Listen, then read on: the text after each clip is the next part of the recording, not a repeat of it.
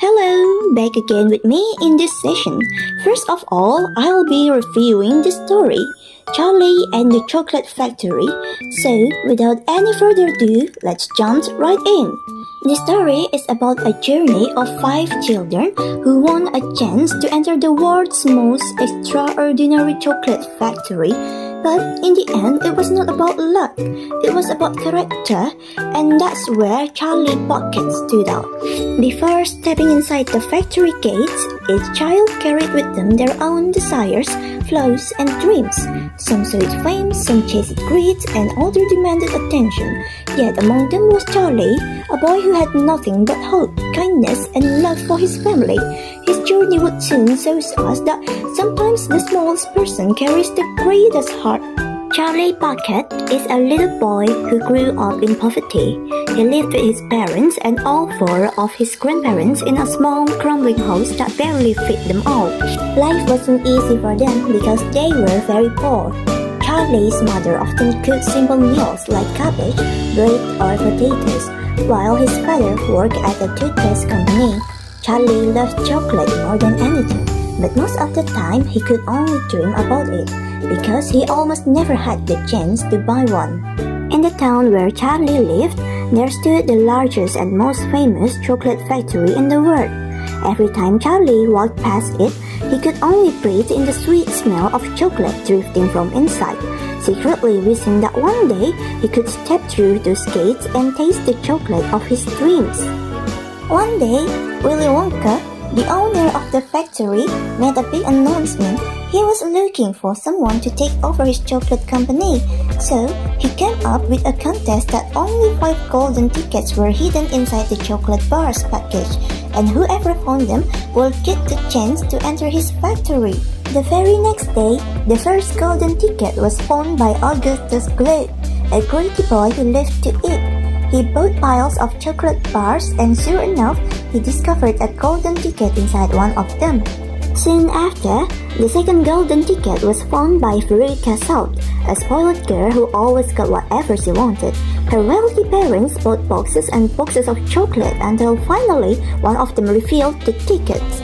The next day was Charlie's birthday.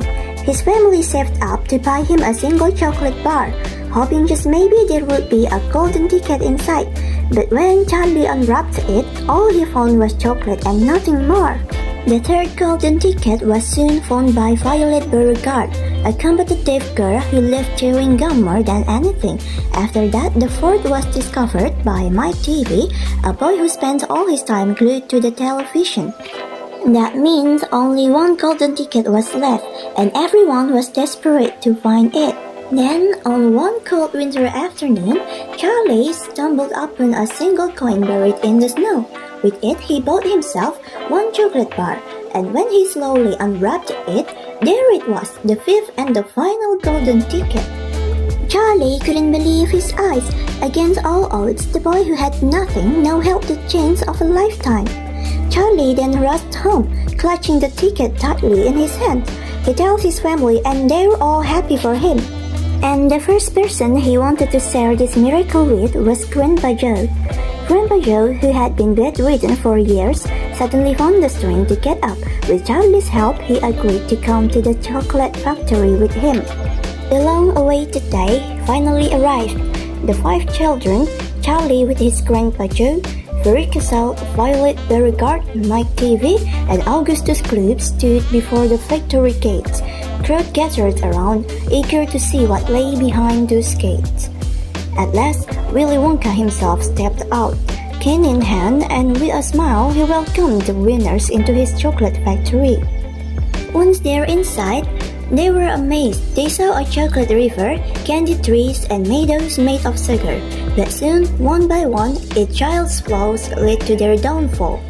Augustus Gloop, greedy for chocolate, he leaned too close to the river and fell in. He was sucked up into a pipe and sent away. And the next Violet Beauregarde, she ignored Wonka's warning and tried a piece of experimental gum.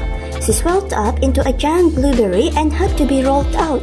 𝑪𝒉𝒂𝒂𝒂𝒓 demanded one of Wonka's trained squirrels. When she insisted, the squirrels judged her as a bad nut and pushed her down the garbage chute.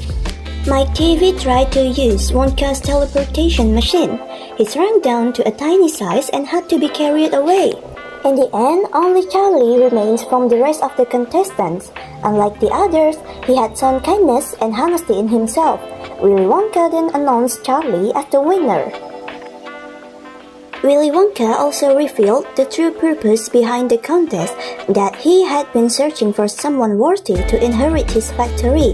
And it's Charlie Bucket, the boy who once had nothing, was chosen as the new owner of the world's greatest chocolate factory. And now we have reached the end of the story.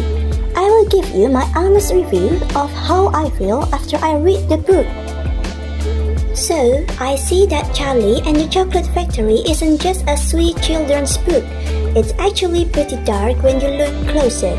Its kid beside Charlie gets punished in a way that feels extreme, even scary. Augustus nearly drowns. Violet turns into a blueberry. Veruca gets toasted like a dress, and Mike is literally shrunk down into a tiny size. Wonka doesn't save them. Instead, he almost seems to enjoy it. But that's where the message hits. This book makes you question greed, pride, and selfishness in real life, and for me, the moral of the story taught me that everything we do has consequences.